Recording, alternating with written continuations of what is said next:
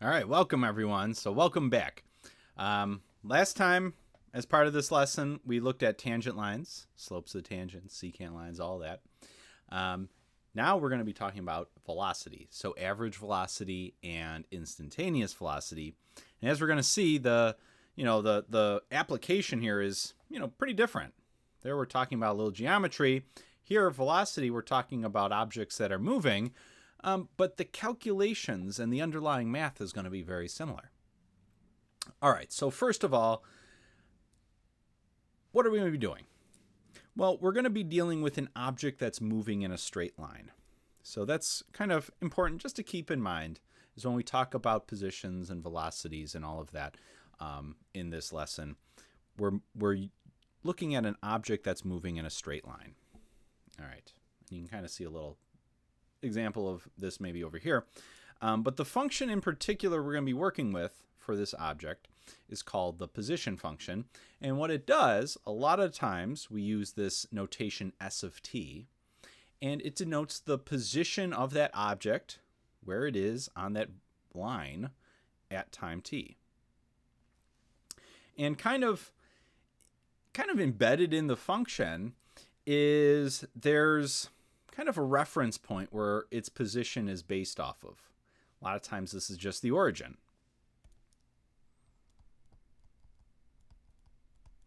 And so we have this reference point, usually it's the origin, and we have this object that's kind of moving on this line. In this diagram it's a horizontal line, but it could just be any straight line, vertical, diagonal, just anything that's a straight line. And that's what we're going to be looking at in terms of velocity. And so this object is moving around. Maybe it kind of bounces. It could bounce back and forth. Maybe it moves to the right, slows down, stops, then moves to the left. It can move around. So it's moving around on this straight line. But there's also a direction. When we talk about this position function, there's this reference point, and then there's a direction based on how we move relative to that reference point. So there's a positive direction, which might be to the right. Doesn't necessarily have to be. And then there is a negative direction. Might be to the left in this case, but not always. A lot of times with vertical motion, positive is up, negative is down. But not always.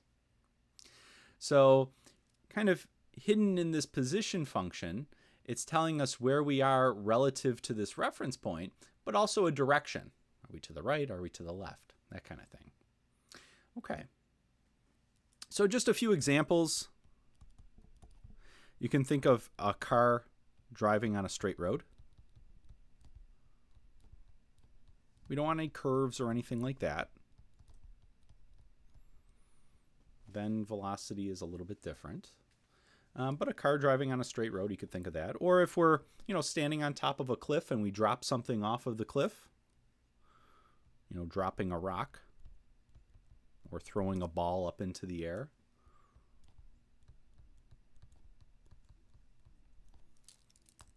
Anything that's motion in a straight line.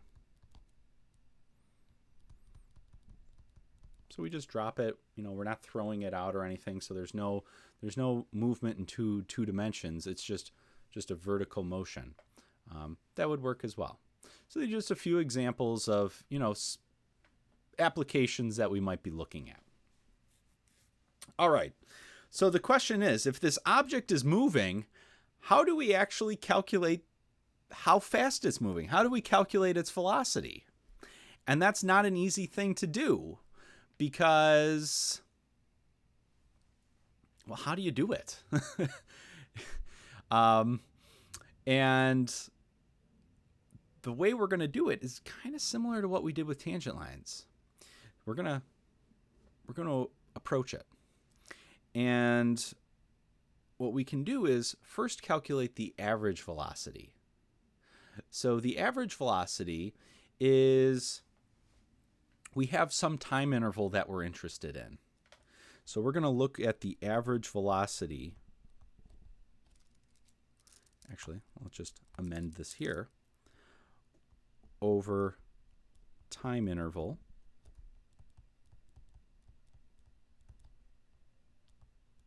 A to B.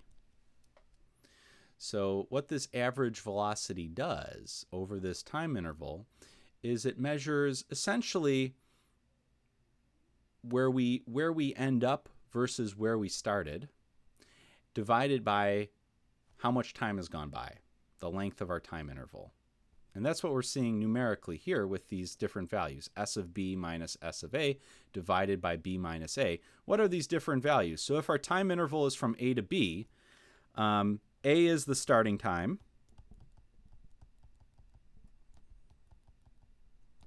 So that means S of A is our starting position. So where does this object start? And then B is our ending time. And so S of B is our ending position. And so what we're calculating here with this average velocity formula is the change in our position relative to the change in time.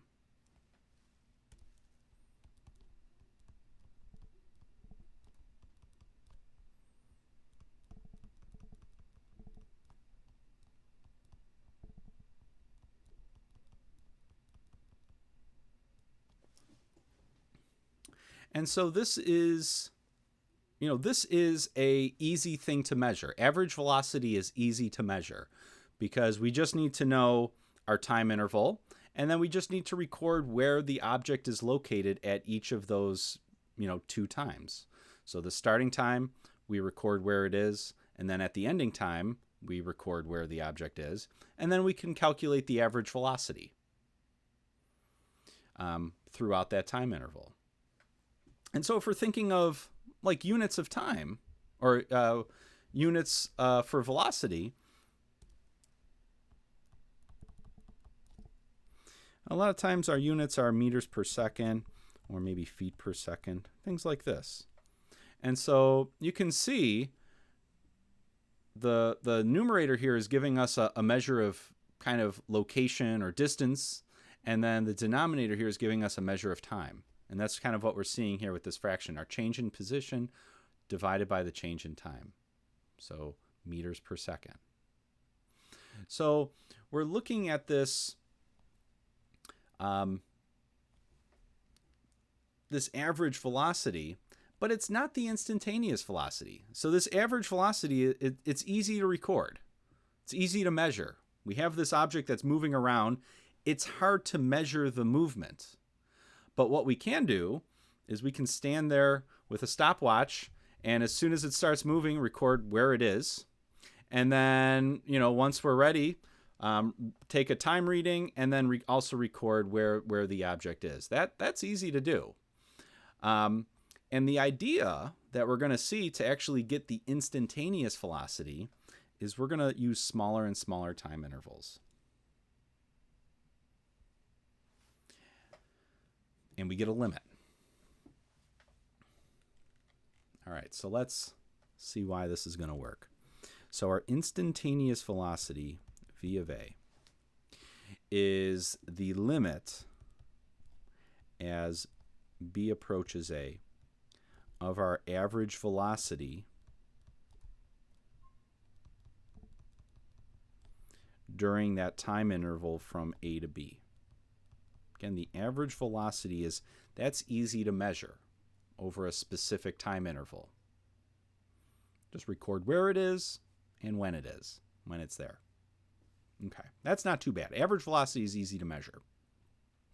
So this idea of letting B approach A, what's happening there is B approaching A means we're shrinking this time interval down. So we're looking at smaller and smaller time intervals. We're looking at shorter and shorter intervals of time.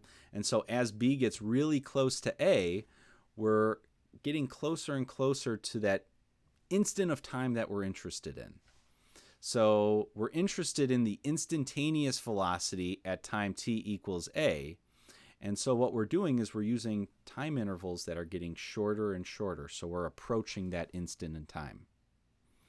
All right, so what was the average velocity formula that we just saw?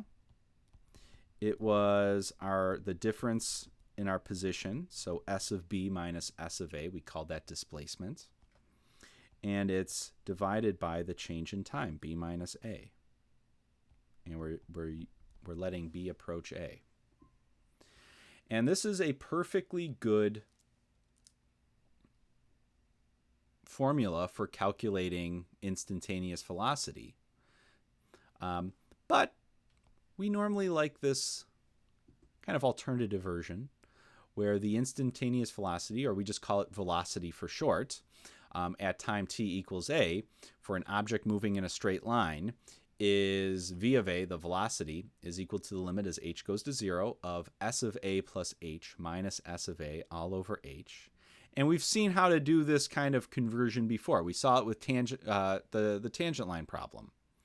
So really what we're doing here, if we think of our interval of time, we have our start time, we have our end time b.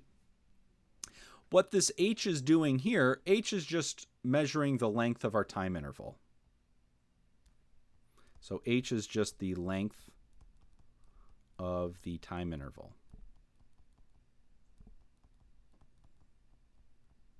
And so what's happening is when we do the limit as b approaches a, really what's going on is we're doing the limit, our time interval is getting shorter and shorter.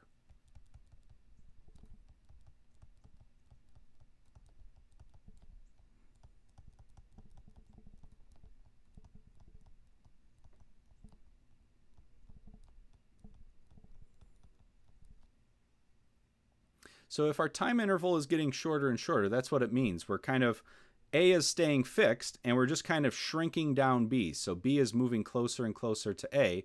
Well, if H represents the length of this interval, this time interval, if B is getting closer to A, well, that time interval has to be shrinking. So that means H is going to 0. So as B approaches A, really what we're seeing is that H approaches 0. And if we wanted to, we've seen how to do this before, but if we wanted to, we could kind of think of B, instead of it having, just being B, we could think of it as being A plus the length of our time interval. So another way to think of B here is A plus H. So we've done this sort of thing before. You can see how to get from this formula to this formula here. So there are possibly 2 ways to kind of formulate this. We're probably going to work with this one more, though. All right, let's do a little practice. So example 3 here for this learning outcome, we're going to suppose that a rock is dropped from a height of 50 meters with position function given by s of t equal to 4.9 times t squared. So we have our position function, and we want to know what the average velocity of this rock is during the time interval from 1 to 2.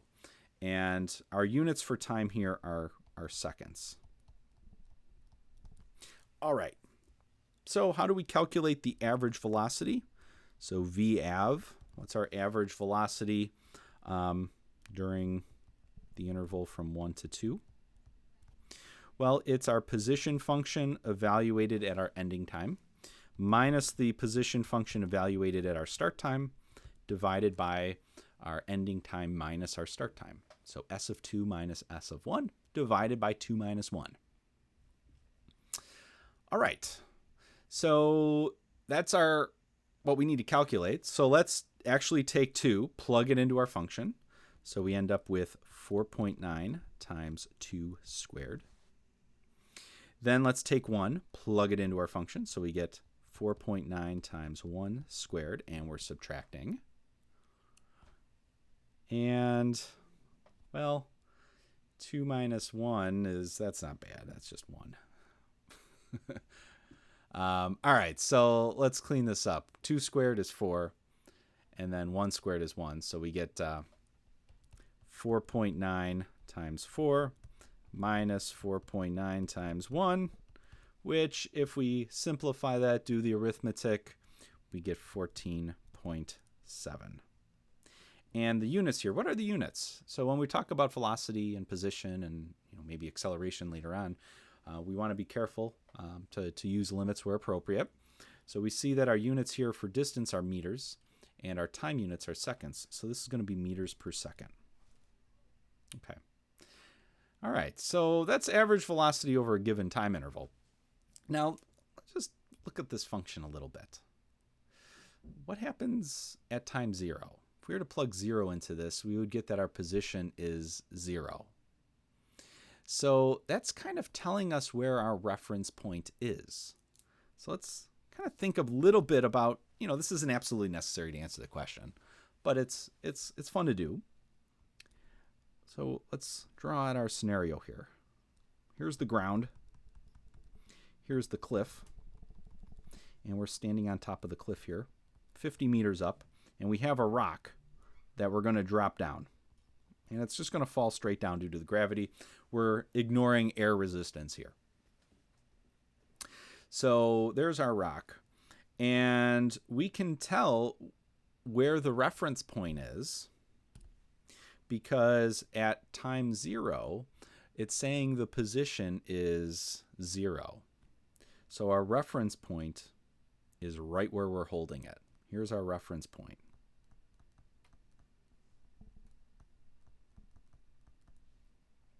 All right, and obviously this rock that we drop is going to be moving in a straight line. It's going to be falling straight down vertically, again, ignoring any air resistance or wind or that kind of thing.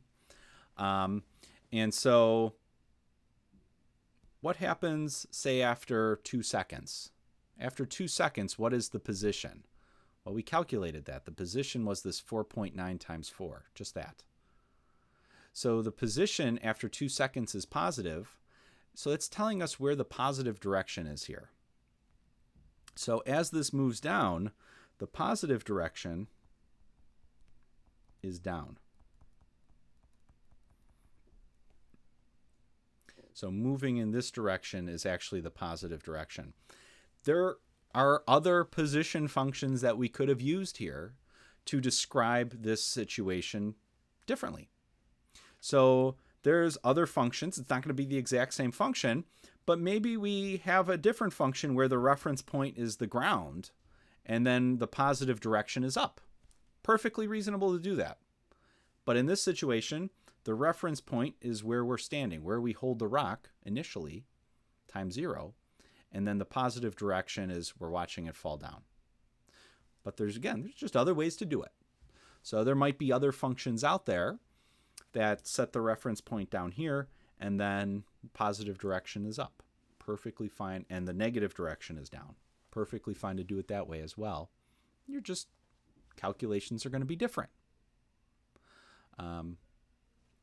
And the sign of your velocity might be different then based on the direction.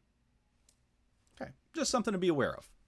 Again, not absolutely necessary for this, for the work we did here, but it's good to kind of have that picture in mind.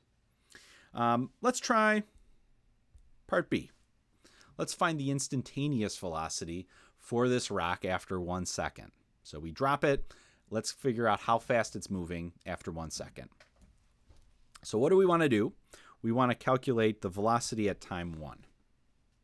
So this means we're going to do a limit as h goes to 0. Let's use that h1 of our position function with 1 plus h plugged in minus our position function with 1 plugged in all over h. So this is the formula for instantaneous velocity at time t equals 1. So good first thing, write down the formula. All right, we have it down. Now let's plug in. So we're going to be doing the limit as h goes to 0. And we're going to plug 1 plus h into our position function. What was our position function? It was 4.9 times t squared. So we're going to plug 1 plus h in for t. So just keep in mind, wherever you see a t in your function, we're going to plug in 1 plus h.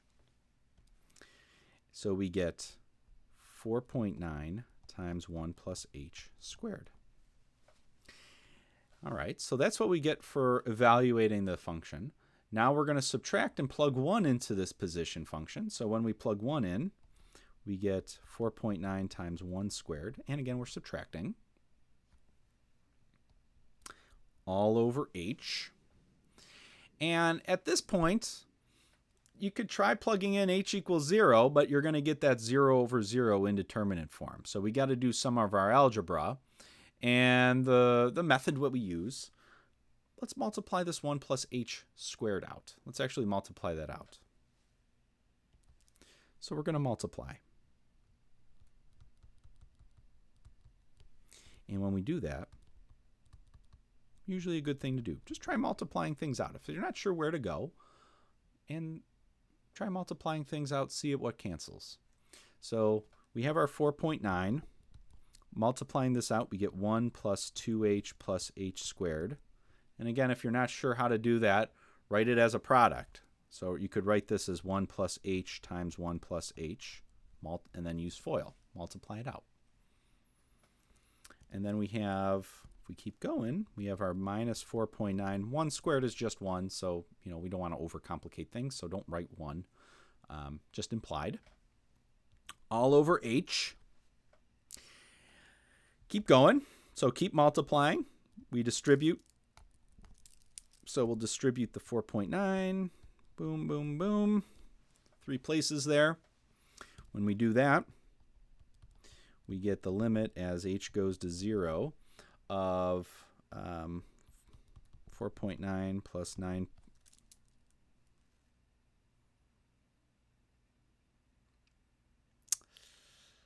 Yeah, I don't want to think I'm writing myself into a corner here. Let me give myself a little more room. Nothing wrong. I just wanted to make sure. Got all this empty space here. Might as well fill it in. Do the limit as h goes to 0 of 4.9 plus 9.8 h plus 4.9 h squared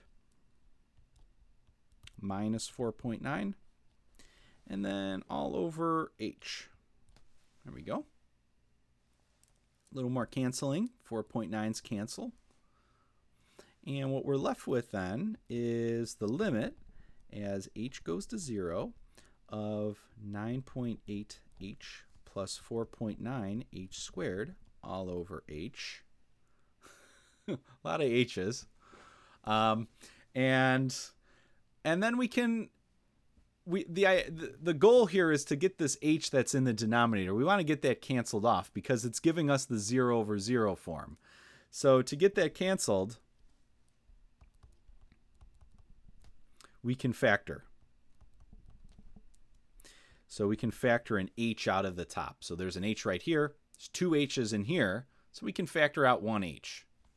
And we're left with 9.8 plus 4.9 h. Now we get some canceling. Those h's cancel, top, bottom, gone. So now we're left with the limit as h goes to 0 of 9.8 plus 4.9 h. And this is just a polynomial in terms of h. So the way we evaluate this is just plugging in h equals 0.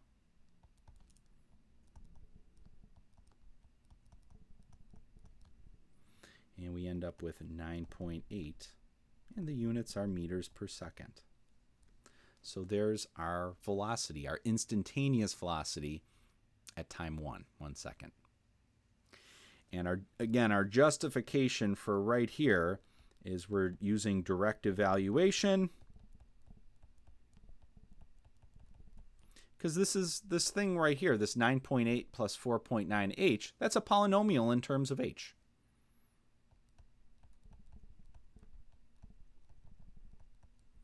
All right. So there we went through our limit definition. We've used our limit definition to calculate this instantaneous velocity at time 1 second. And we also saw how to do the average velocity. So just another kind of application where this idea of calculating limits, we've seen now that we have this same limit calculation. It gives us the velocity for an object moving at time t, or time t equals a.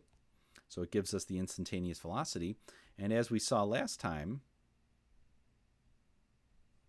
let's back this up, it gives us the slope of the tangent line. So a very similar formula is kind of being interpreted two different ways. One is more for geometry, giving us the slope of the tangent line to the curve. The other is giving us the instantaneous velocity for an object that's moving in a straight line. And so what we're going to see next time in the next lesson is